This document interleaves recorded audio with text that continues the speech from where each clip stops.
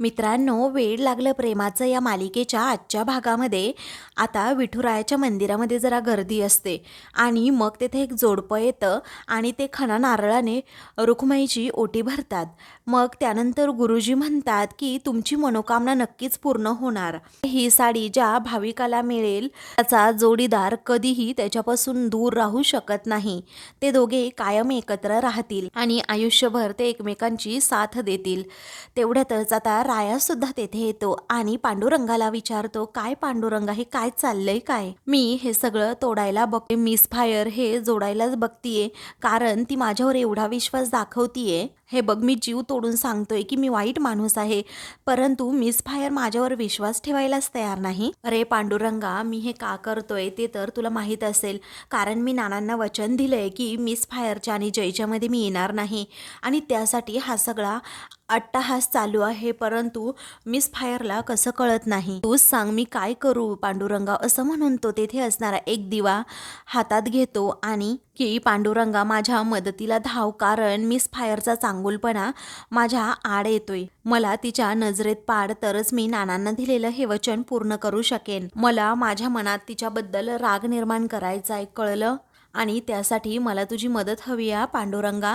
तिच्या मनात माझ्याबद्दल असा तिरस्कार निर्माण झाला पाहिजे ना, की तिने माझ्याकडे डुंकून सुद्धा नाही पाहिलं पाहिजे. मला शक्ती दे पांडुरंगा, माझी मदत कर. असं म्हणून तो अक्षरशः जळता दिवा असा हातावर घेतो आणि मनोभावी आरती करत असतो की काहीही कर, पण मंजिरी माझ्यापासून दूर जाऊ देत. दुसरीकडे जय आता घरी आलेला असतो. त्याचवेळी आता जीजी म्हणते, पाणी पे बाळा जय.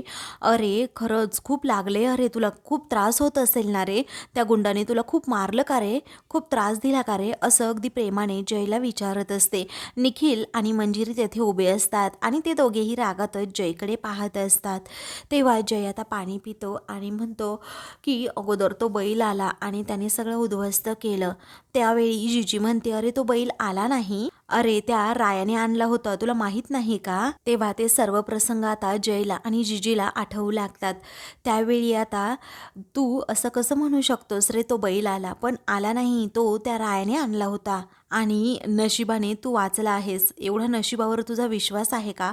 असं जीजी विचारते. मग आता विश्वास ठेवला ना तर दगडाला सुद्धा आपण देव मानतोच, विश्वास ना कुणावर ठेवायचा हे आपल्याला आपलं कळलं पाहिजे. असं आता जय हा टोमणा मारूनच मंजिरीला बोलतो, कारण आता मंजिरीने विश्वास ठेवला कोणावर, तर रायावर, म्हणजे मैत्री करताना, पण त्याने विश्वासघातच केला ना मंजिरीचा. आता कोणतो राया परका, आणि परक्याला तरी आपण काय बोलणार ना, कारण हे सगळं मंजिरीमुळे झालं. आता दोष तरी कुणाला देणार आपण? तेव्हा आता जीजी म्हणते, तुला त्रास होत असेल ना, तुला मलम लावायचं आहे का तुझ्या पाठीला वगैरे, कुठे लागलंय तिथे? त्याच वेळी आता तो म्हणतो, जी गोष्ट होणारच नाहीये जीजी, ती कशाला उगीच उकरून काढायची, कारण दुखण्यावर आता इलाजच महत्वाचा आहे. आणि लग्न झालं असताना तर मंजिरीने माझ्या या हातावर बाम किंवा मलम वगैरे लावला असता, परंतु आता कशी लावणार ना? त्याचवेळी मंजिरी आता रागातच त्याच्याकडे पाहते आणि मनातच विचार करते की काय निर्लज्ज माणूस आहे हा, न झालेल्या जखमेवर हा मलम लावायला सांगतोय का? असा कसा एवढा निर्लज्ज असू शकतो ना, कळतच नाही हा जय. आता मीही बघतेस तुला कुठे आणि कसं आणि काय लागलंय ते. पुढे आता तो म्हणतो, मनाला झालेल्या जखमा तर आता भरू शकत नाही, आता या कळा ज्या होत आहेत त्यावर औषध लावलं तर बरं होईल, असं म्हणून तो आता जीजीला सांगतो. त्यावेळी जीजी म्हणते, अरे लावेल की मंजिरी? तेव्हा जीजी म्हणते, मंजिरी जाग मलम घेऊन ये आणि लाव त्याच्या हाताला. तेव्हा आता मंजिरीला आणि निखिलला खूप राग येत असतो. तेव्हा अगं काय म्हणते मी, तू अजून जागची हल्ले सुद्धा नाहीस, असं जीजी म्हणते. मग आता मंजिरी म्हणते, मला एक काम आहे, तिकडे जायचंय. तेव्हा आता मंजिरीचा नाईलाज होतो, कारण आता जीजी लगेच मलम घेऊन येते आणि म्हणते, लाव अगोदर त्याला, कारण तो तुझा होणारा नवरा आहे ना, असं म्हणून ती आता खूपच चिडते. तेव्हा मंजिरी आता लगेच तेथे खाली बसते आणि जयच्या हाताला असा जोराजोराचा मलम लावते.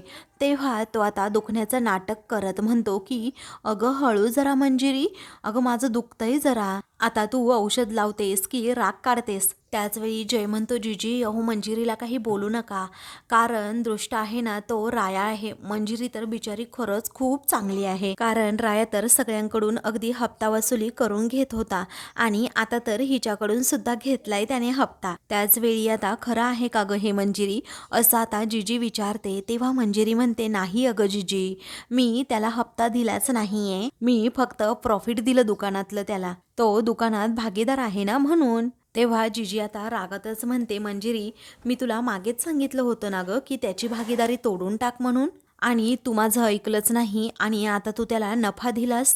त्यावेळी आता मंजिरी काहीही बोलत नाही. मग आता जय म्हणतो, जिजी प्लीज हिच्यावर काही ओरडू नका ना, मला ना आता खूप वाईट वाटेल जर तुम्ही मंजिरीला काही बोललात तर. कसं सांगू मी जिजी तुम्हाला, अहो माझी आई माझं घर सोडून गेली कारण मी मंजिरीची बाजू घेतली ना म्हणून, आणि घर सांभाळणारं माझी काळजी घेणारं असं माझ्या घरी कुणीच नाहीये. मी मंजिरीसाठी अख्खं जग सोडायला तयार आहे, परंतु ती अजून माझ्यासाठी परकीच आहे. अहो जेव्हा आम्ही हॉस्पिटलमध्ये होतो ना तेव्हा एकटाच होतो, परंतु आता जेव्हा घरी जायची वेळ आली तेव्हा मी एकटाच आहे. असं काही मॅनेजच होत नाहीये, काय करावं ना कळतच नाही, असं तो मुद्दाम होऊन आता जिजीला सांगू लागतो. तेव्हा आता जिजी म्हणते, तू काळजी करू नको जय, आमच्याकडे येऊन राहा, तिकडे जाण्याची गरज नाही, आम्ही तुला इथे सांभाळू, आम्ही काळजी घ्यायला आहे इथे. तेव्हा मंजिरीला आता खूप मोठा धक्का बसतो की जिजी असं का बोलतीये, ह्या जयला इथे का बोलवतीये. मग आता उगीच माझ्यामुळे कुणाला त्रास नको असं सुद्धा जय म्हणतो. त्याच वेळी आता जिजी म्हणते, अरे तू परका आहेस का, आता लग्न होणार आहे ना. तो म्हणतो, पण अजून लग्न झालेलं नाहीये ना, असं उगीच माझ्यामुळे कुणाला त्रास नको आहे, आणि इथे राहिलो तर मलाच नाही आवडणार ते. त्यापेक्षा मला काय वाटतं माहितीये का, आपण लवकरात लवकर लग्न उरकून टाकू, हवं तर आपण कोर्ट मॅरेज करू प्लीज. मग आता मंजिरीला खूप मोठा धक्का बसतो आणि निखिलला सुद्धा. आता त्याला काहीही करून मंजिरीला अद्दल घडवायची असते आणि म्हणूनच तो लग्नाची घाईघाई करू लागतो. त्याचवेळी जिजी म्हणते, तुझं लग्न ना अरे मंजिरी बरोबरच होणार आहे जय, पण त्यासाठी तू ना लवकरात लवकर अगदी ठणठणीत बरा हो, तुझी तब्येत बरी नाहीये ना. तेव्हा मी तुमचं नक्कीच ऐकेन असं जय म्हणतो. तेव्हा मंजिरीला अजूनच राग येतो. तेवढ्यातच नाना तेथे येतात आणि विचारतात, काय गं उमे तू कधी आलीस. मग आता ती म्हणते, कितीही वैतागले कितीही रागवले तरी मला इथेच येणं आहे ना. तेव्हा आता जगातील सगळ्या बायकांचं असंच असतं असं नाना म्हणतात. त्याचवेळी जयला ते विचारतात, काय रे जय, तू कधी आलास आणि तुझी तब्येत आता कशी आहे. तेव्हा आता तो म्हणतो की आहे, आता हे काय असंच आहे आपलं चाललंय, असं म्हणून तो विषय टाळतो. मग आता जिजी म्हणते की जय आता ना आपल्याकडे राहायला येणार आहे, तिकडे कुणी काळजी घ्यायला नाही ना त्याचं म्हणून. त्यावेळी नानांना जरा धक्काच बसतो, परंतु ते फक्त हसण्याचं आणि खुश राहण्याचं नाटक करतात. त्याचवेळी मंजिरी मनात विचार करते की हा बाबा आता इथे राहायला आला ना, रोज काही ना काही कांड करणार, मला ना आता राहायला सांगायलाच हवं की नकोय मला हा या घरामध्ये. तेवढ्यातच राया आता दारू पिऊन तेथे येतो आणि म्हणतोय, मिस फायर बाहेर ये, चल पटकन ये लवकर बाहेर. आता 4-5 मुलींना तो घेऊन आलेला असतो. तेव्हा तो आता हसतो आणि म्हणतो, काय ग मिस फायर, तुला काय वाटलं आपला कुणी विचार करत नाही का ग, अगं एक गेली दुसरी आली तिसरी आली आणि चौथी पण आली. तेव्हा रायाचं हे सगळं बोलणं आता मंजिरीच्या आणि घरच्यांच्या कानावर पडतं आणि मग सर्वजण आता लगेच बाहेर जायला निघतात. तेव्हा राया आता पूर्णपणे नशेत असतो. त्याच वेळी आता मंजिरी बाहेर येताच रायाला ती म्हणते, काय रे राया आता हे काय नवीन. तेव्हा राया म्हणतो, काय ग तुला काय वाटलं, तू गेली म्हणजे मी एकटा पडलो असं वाटलं का. तेव्हा तो आता अगदी नशेतच तेथे मुलींजवळ जातो आणि म्हणतो, तू गेली म्हणून काय झालं, अगं बघ 1 2 3 4 जणी मी घेऊन आलोय, आता तर माझ्या 4 गर्लफ्रेंड आहेत, किती 4 असं म्हणून तो आता खूप मंजिरीला बोलू लागतो. आणि मग नंतर तो म्हणतो, चारही आपल्यावर खरंच खूप प्रेम करतात करतात की नाही, ए बोला पटकन, असं म्हणून त्या मुलींना बोलायला सांगतो. त्याचवेळी जय म्हणतो, जिजी आता याचं काय चाललंय, अहो याची नसली तरीही आपली समाजामध्ये थोडी का होईना इज्जत आहे. मग आता जिजी म्हणते, थांब तू नको जाऊस पुढे, मी बघते काय कसं करायचं. तेव्हा जिजी आता पुढे येते आणि म्हणते, राया आला ना त्या पावली तू चालता हो, अरे कुणाच्या घरी यावं काय बोलावं काही अक्कल आहे की नाही जरा. तेव्हा आता राया म्हणतोय, जिजी का फिजी, गप्प बस जरा, मी काही तुला भेटायला नाही आलो, मी ना माझ्या फ्रेंडला भेटायला आलोय, असं म्हणून तो मंजिरीकडे बोट करतो. तुम्हाला जर काही ऐकायचं नसेल तर गप गुमानं घरात जा आणि बसा की, माझ्या पुढे कशाला येताय तुम्ही. तेव्हा जिजी म्हणते, किती वास येतोय त्या दारूचा, निघ अगोदर इथून. त्यानंतर आता राया म्हणतो, मिस फायर मला सांग ना, माझे 4-4 गर्लफ्रेंड आहेत, तुला कुठली आवडली यातली? तेव्हा आता मंजिरी रागातच त्याच्याकडे आता पाहू लागते. आता सगळ्याजणी हसू लागतात. त्यानंतर म्हणतो की एक नाही तर सगळ्याच जणी चांगल्या आहेत, मला खूप आवडल्या आहेत. मंजिरी रागातच त्याच्याकडे पाहू लागते. ती तोंडातून एक शब्द देखील काढत नाही, कारण तिला माहीत असतं राया हे जे करतोय ना सगळं मुद्दाम करतोय. वेळी जिजी म्हणते की आत्ताच्या आत्ता अगोदर इथून निघून जा बरं. त्याच वेळी राया आता पुढे येतो आणि म्हणतो, जिजी मी ना तुम्हाला आता एक स्पेशल ऑफरच देतो. पुढे आता राया येतो आणि म्हणतो, जिजी ऐक ना गं, मी ना तुम्हाला आता ऑफरच देऊन टाकतो, म्हणजे तुम्ही मला जावई म्हणून निवडा, मी या चारींनाही घरी पाठवून देतो, चालेल ना? मग मंजिरीला आता धक्काच बसतो. त्यानंतर जिजी म्हणते, अरे मी तुला तोंडावर सांगते, निघ ना घरी अगोदर. तू का सभ्य लोकांना त्रास देतो ना राया, हेच कळत नाहीये. पुढे राया म्हणतो, अगं जिजे ऐकून तर घे ना एकदा. त्याचवेळी आता राया पुढे म्हणतो, जेव्हा जेव्हा हे बघ तुम्ही दिवा घेऊन शोधणार ना जावई कुठे, तर माझ्या एवढा देखणा जावई तुम्हाला कुठे भेटणारच नाही, असं म्हणून तो जयवर हसतो. अहो बैलांनी एक ढुशी दिली तर डायरेक्ट तो आपटलाच खाली. तो स्वतःचा जीव वाचवू शकला नाही तर तुमचा काय वाचवणार आहे तो जीव, असं म्हणून तो जयची पार लायकी काढतो आणि त्याच्यावर हसत असतो. आता विचार करा, मी तुम्हाला आत्ताच सांगतोय मी एक नंबर आहे. तेव्हा नाना आता पुढे येतात आणि म्हणतात, उमे तू याला काहीही बोलू नको, तू फक्त शांत राहा, याला काहीच बोलू नको, एकदम शांत राहून या रायाला हाकलून द्या इथून. त्याच वेळी राया आता म्हणतो, नाना नाना तुम्ही जिवंत आहात वय, अहो मला वाटलं खापला की काय तिकडे जाऊन.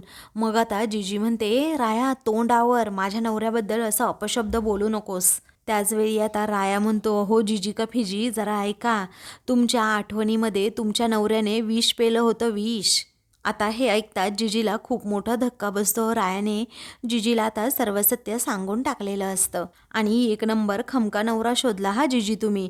अहो म्हातारं काय हटतच नव्हतं, कसं जिवंत अजून खणखणीत उभं राहिले तुम्ही बघताय ना. तेव्हा नाना म्हणतात, राया तू अगोदर इथून जा, आता तमाशा करू नकोस रे. मग जिजी म्हणते, अहो तुम्ही अशी विनंती का करताय, कारण तो गुंडा आहे, गुंड एवढ्या सभ्य भाषेत नाही बोलायचं गुंडाबरोबर, कारण आता मार्केटमध्ये त्याने जयला सुद्धा त्रास दिलाय. तेव्हा जय म्हणतो की जिजी तुम्ही फक्त बोला, मी आणा आत्ता त्याला इथेच ठोकतो. तेव्हा जिजी म्हणते, नको रे जय, तुला अगोदरच लागला आहे, त्यामुळे तू जरा शांतच राहा आता. त्याच वेळी आता त्या उखळातलं दांडकं घेत जिजी आता रायाला मारू लागते. तेव्हा राया आता जोरातच ते दांडकं पकडतो आणि म्हणतो, ए जिजे तुला काय वाटलं ग, मी सोडील का हे दांडकं? पण नाही सोडणार, कारण कारण तुला काय वाटत असेल, तू मला मारशील आणि मी ऐकून घेईल, असं नाही होऊ शकत. तेव्हा जिजी म्हणते, एका आईच्या सहनशक्तीची परीक्षा बघू नकोस राया, कारण माझा तळतळाट लागेल तुला. तेव्हा राया म्हणतो, पण मला बघायचीच नाहीये ना ही परीक्षा. तेव्हा नाना आता पुढे येतात आणि म्हणतात, उमे तुला कळतंय ना, अगं त्याला शुद्ध नाहीये आणि म्हणून तो बडबडतोय, आता जाऊ देत त्याला, तू शांत राहा. चला आतमध्ये आपण दार बंद करून घेऊ, याला घालायचा तेवढा तमाशा घालू द्यात, असं नाना म्हणतात. सर्वांना आतमध्ये घेऊन जायला निघतात. तेव्हा राया जोराजोरात ओरडतो की अरे जा आतमध्येच जाऊन बसा तुम्ही. अगं मिस फायर तुला जायचं असेल ना तर तूही जा, पण मी इथेच थांबणार आहे, असं म्हणून तो आता पुन्हा एकदा दारू पितो. त्यावेळी आता सगळ्याजणी त्याच्याकडे पाहून मात्र हसत असतात. त्यानंतर राया आता पुन्हा मार्केटमध्ये जातो आणि तेथे गेल्यानंतर त्या चारही मुलींना पैसे देऊ करतो. तेव्हा आता कसले पैसे हे, असं त्या मुली विचारतात. अरे भाऊराया तू नेहमी आमच्या पाठीशी उभा राहतो आणि तुमच्याकडून जर असे पैसे घेतले ना तर आम्हालाच पाप लागेल, असं त्या मुली म्हणतात. आता ज्या मुलींना गर्लफ्रेंड बनवून रायाने रिच्या घरी नेलेलं असतं ना, त्याच मुली त्या असतात. त्यानंतर आता आम्हाला वाईट मार्गातून कामाला काढून तू चांगल्या मार्गाने लावलंस आणि त्याचबरोबर तूच आमचं आयुष्य सेटल केलंस राया दादा, आणि हे पैसे देऊन तू आम्हाला पर्क करतो की काय, असं आता त्या मुली रायाला बोलतात. तेव्हा राया म्हणतो, हे सगळं झालं, परंतु आता तुम्ही मला भाऊ म्हणलात ना, मग भावाने हक्काने पैसे दिले तर बहिणीने घ्यायला नको का? मग हा खूपच फोर्स करू लागतो की पैसे घ्या, परंतु आता त्या पैसे घेत नाही. त्या म्हणतात, जर तुला काही काही द्यायचं असेल ना तर आत्तापर्यंत जशी साथ दिली ना मला तशीच साथ तू दे, बाकी काही नको. मग पुढे आता त्या म्हणतात की भाऊबीजेला आमच्या घरी ये आणि तेच खूप आहे रे आमच्यासाठी. त्यानंतर त्या सर्वजणी म्हणतात, एक बोलू का राया भाऊ, ती मगाशी एक मुलगी होती ना मंजिरी, ती आम्हाला खरंच खूप आवडली हा. तुमची ना मैत्री खरंच खूप घट्ट आहे. कारण एखादी व्यक्ती जेव्हा आपल्याला आवडते ना तेव्हा तिचं सगळं खरं खोटं आपल्यालाच समजतं. कारण राया भाऊ ऐक ना, अरे आपण जे नाटक केलं ना ते सगळं तिला समजलं असणार आहे. तेव्हा राया म्हणतो, असं कसं कळेल? मी सांगतोय ना तुम्हाला, तिला खूप राग आला असेल अरे आपला. राया विचारतो, असं कसं समजलं असेल तिला, मी हे विचारतोय. मग आता ती दुसरी मुलगी म्हणते, अरे ती तर तुझ्या मागेच उभी आहे. तेव्हा राया म्हणतो, काय ती माझ्या मागे उभी आहे? असं म्हणून तो आता हसतच मागे पाहतो तर खरंच मंजिरी त्याच्या पाठीमागे उभी असते. त्यावेळी आता मंजिरीला पाहताच रायाला खूप मोठा धक्का बसतो आणि तो तिच्याकडे पाहतच राहतो. मंजिरी आता रागातच त्याच्याकडे पाहत असते, कारण आता तिला समजलेलं असतं रायाने मगाशी येऊन माझ्या घरासमोर जो काही काही तमाशा केला तो सगळा खोटा होता, हे तिचं मन तिला सांगत असतं. आणि म्हणूनच रायाचा पाठलाग करत करत करत ती आता पाठीमागे आलेली असते. तेव्हा त्या सर्व ज्या मुली असतात त्या रायावर आता हसतात, तर रायाची पूर्णपणे आता कोंडी होते. तेव्हा मंजिरी आता टाळ्या वाजवते आणि विचारते, काय राया वा, राया वा, अरे काय भारी ऍक्टिंग करतो रे तू, अगदी 100 पैकी 100 मार्क्स तुला दिले पाहिजेत हा. तेव्हा रायाला आता खूपच वाईट वाटतं, कारण आपण मंजिरी बरोबर खोटं बोललो आणि खोटं वागलो, मुळे तो आता आपली नजरच खाली करतो. तेव्हा राया आता पुन्हा नाटकं सुरू करतो आणि म्हणतो, काय कसली नाटकं कसली नाटकं, असं नशेत असल्यासारखं तो नाटक करू लागतो. मंजिरी म्हणते, नाटक करतोस रे तू हे? तेव्हा तो आता अगदी नशेत असल्यासारखं बोलतो की मी प्यायलोय दारू, तुला दिसत नाही का, बॉटल आहे माझ्या हातात ही दारूची. तेव्हा ती आता लगेच ती पिऊन पाहते आणि म्हणते की दारू आहे का ही, बघू बरं इकडे, असं म्हणून त्याच्या हातातून ती बॉटल घेते आणि ते बॉटलच तोंडाला लावते आणि म्हणते, भारी आहे हा ही तुझी दारू, नुसतं पाणी आहे यात, असं म्हणून मंजिरी त्याची बॉटल त्याला देऊन टाकते आणि विचारते, काय रे ह्या तुझ्या मैत्रिणी आहेत का? मग आता तो म्हणतो, हो माझ्या मैत्रिणीच आहेत ह्या. तेव्हा तो म्हणतो, मैत्रिणी नाही तशा गर्लफ्रेंड्स आहेत माझ्या ह्या. तेव्हा मंजिरी म्हणते, तुझ्या गर्लफ्रेंड आणि एवढ्या सगळ्या? तेव्हा तो म्हणतो, हो चारीच्या चारी माझ्या गर्लफ्रेंड आहेत. तेव्हा मंजिरी म्हणते, त्यांना तिथे घेऊन आला तर साधे हातसुद्धा तू त्यांना लावला नाही आणि इथे येऊन पाहते तर काय तू त्यांचे आभार मानत होतास? अरे मी सगळं काही ऐकलंय, तुम्ही माझ्याबद्दलच बोलत होतात ना? अरे काय आहे ना राया, कारण तुझा प्लॅन पूर्णपणे फसला आहे. कारण तुला जे दाखवायचं होतं ना ते तर काही दिसलं नाहीच, पण जे दिसतंय ना ते म्हणजे तुझ्या मनात त्यांच्याबद्दल असणारा आदर. आता काय म्हणणं आहे तुझं, सांग ना तू, असं रागातच ती आता विचारते. मग आता तोही चिडतो आणि म्हणतो की ए मिसफायर, काय म्हणणं काय आहे ग तुझं? म्हणजे तू मला काही भाषण द्यायला आली की काय इथे? अरे जा की इथून, तू कशाला उगीच माझं डोकं खाते, असं राया जेव्हा म्हणतो तेव्हा मंजिरी म्हणते, मी काय तुला इथे काही ऐकवायला नाही आले, मी माझ्या प्रश्नांची उत्तरं मागायला आली आहे. तेवढ्या प्रश्नांची उत्तरं दे आता, आणि जोपर्यंत मला त्या प्रश्नाचं उत्तर मिळत नाही ना तोपर्यंत मी इथून कुठेही जाणार नाही आणि तुलाही कुठे जाऊ देणार नाही. अरे राया तुझं चाललंय काय, तू का वागतोस, का करतोस ते अगोदर सांग मला. अरे तुझ्या ह्या नाटकामुळे जिजीला किती त्रास होतोय हे कळतंय का तुला? आणि राया आता तू मला सांगच, कारण तुला तुझ्या आयुष्यातून मला काढूनच टाकायचं आहे का? म्हणजे नकोशी झाली आहे का तुला आपली मैत्री? आता आता मंजिरीचं हे बोलणं ऐकून रायाला खूप मोठा धक्का बसतो. त्यानंतर मंजिरी म्हणते, राया हे बघ, मी तुला आत्ता सांगते आणि पुन्हा एकदा सांगतेय, तुला आणि आपल्यातल्या मैत्रीला कधीही म्हणजे कधीही गमावणार नाहीये आणि तुझी साथ तर कधीच आयुष्यात सोडणार नाही आणि हे तुलाही माहितीये राया. अरे मग का करतोस हे सगळं, असं का वागतोस राया? अरे का स्वतःच्या मनाविरोधात करतोय हे सगळं, सांग ना अगोदर. अरे तुलाही असंच वाटतंय का माझं लग्न जयशी व्हावं म्हणून?